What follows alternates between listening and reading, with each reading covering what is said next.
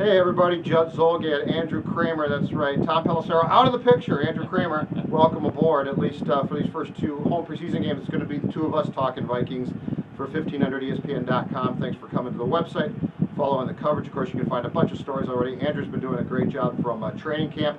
Vikings play their first preseason game tonight against the Houston Texans. As usual with preseason games, Andrew, it was a long night.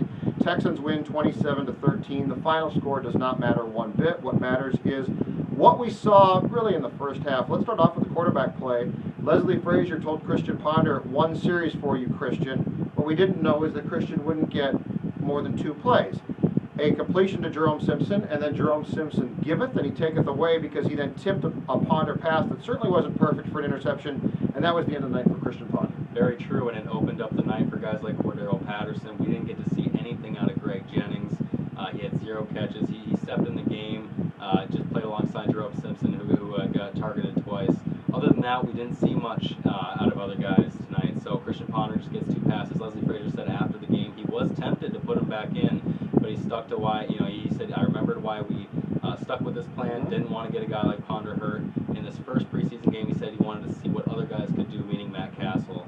He said in the second and third game he'll give Ponder a little bit more room to work with. I asked Ponder after the game, how much do you expect to play next Friday against Buffalo? He said probably a quarter in that game. Obviously, the third preseason game is the key one. Ponder and the first team offensive line should play through the first half, maybe into the third quarter in that game. So tonight, no matter what happened, Ponder wasn't going to get much work. He certainly didn't get much tonight, like I said, just 2 plays. Gave Matt Cassel an opportunity.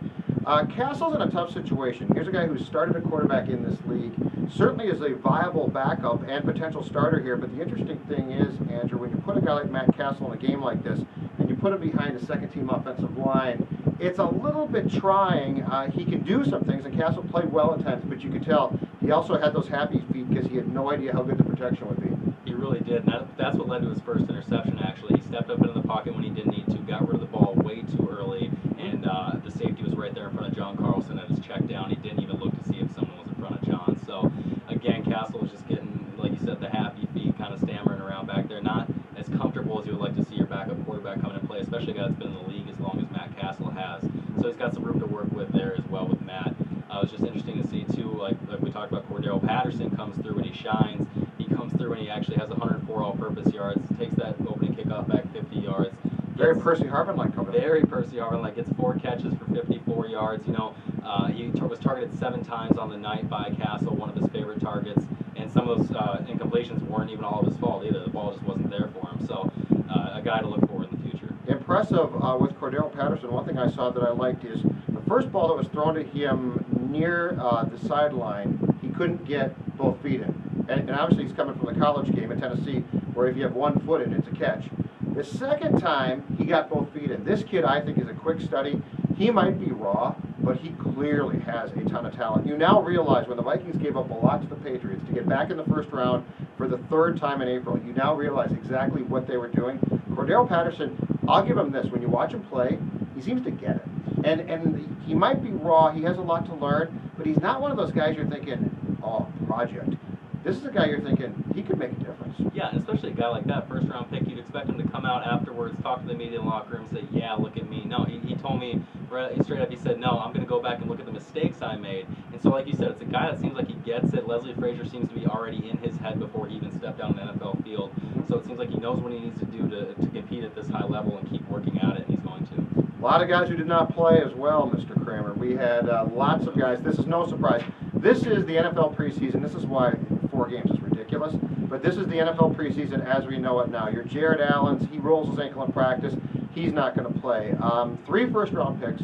Sharif Floyd played, dinged up his left knee, and he's already such an NFL veteran when it comes to injury updates. He said, what injury? I'm not hurt.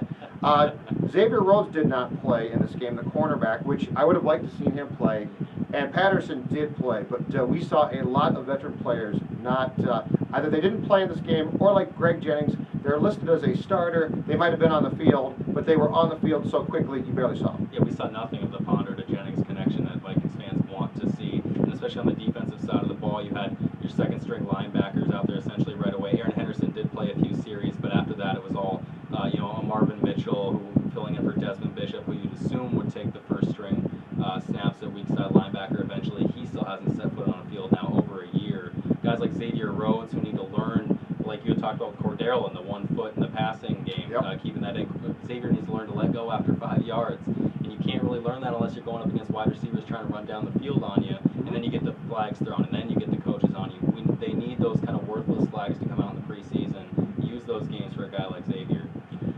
Let's also talk about what we saw here as far as guys who are under the radar. You've been at every practice.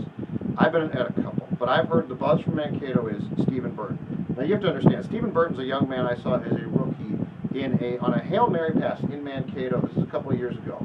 As a rookie on a Hail Mary pass. Keep in mind, he's a wide receiver. He batted the ball down. He was so confused that he broke the play up and he could have caught the ball. And you said to yourself, oh boy, this kid's going to be lucky if he's around tomorrow. Stephen Burton's not only still around right now, but he's a guy whose name keeps coming up, and tonight we saw why. He had, 3 times he was targeted, caught all 3 passes for 67 yards. He made a beautiful play at midfield where he caught sort of a crossing route, and instead of going with the play, which is what every receiver does, he reversed fields and left the defender in his wake and got a ton of extra yardage. If there's one guy that you've looked at so far at training camp and said, he is a different player, Stephen Burton. It really is, and I've heard 2 stories of the past training camps where he's been this training camp hero, made a bunch of plays, whether it was preseason or in camps, but then never was consistent. Frazier talked about that. Needed to see that consistency with a guy named Stephen Burton.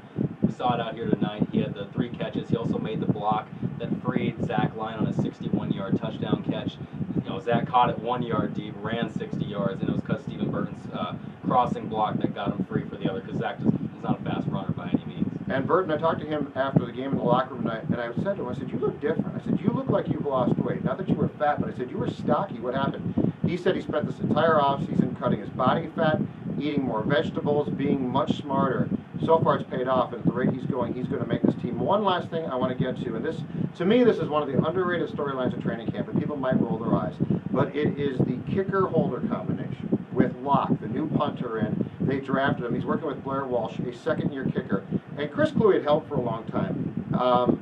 Blair Walsh made 2 field goals tonight, but I don't think you can underestimate the Cullen Loeffler to Locke holding to Blair Walsh kicking, because if anything goes wrong there, that could be a huge deal. And it messes up the whole thing. Yeah, even if Blair Walsh is lined up perfectly, even if Cullen Loeffler snaps it perfectly, if Locke gets 1 finger on it wrong, it's going to mess up the entire situation. Yep. And people forget Chris Cluey sure was a great punter, but he was known as one of the better holders in the National Football League, and that's what kept him around for so long in Minnesota, and that's a big shoes to fill for Jeff Locke. So once again, a lot of guys don't play tonight. It's not a big deal. You won't see Adrian Peterson, I don't think, for the entire preseason. You'll see more Ponder next Friday against Buffalo, and then you'll see a lot more Ponder in the 3rd preseason game, which, by the way, is another away game at San Francisco. And then the Vikings will complete the preseason right here in the Metrodome against the Tennessee Titans, playing absolutely nobody. And eventually we're going to talk about the fact, too, that the Vikings are now celebrating the last year of the Dome, which I think is really odd, because they couldn't wait to get out of this building. They wanted to implode this building so bad a couple of years ago they could taste it, and now we're sort of going back and reminiscing about the Metrodome. Anyway, 27-13, Houston Texans win tonight against the Vikings preseason opener Friday night here at the Dome. That's not the storyline. The storyline is everything we just talked about. Judd Zulgad, Andrew Krammer, read his work, read my work, 1500ESPN.com. Of course, you can hear me weekdays from 9 to 1 with Jeff Dubé, 1500 ESPN. That is it. We'll be talking to you soon with more updates from the Vikings. Thanks for watching.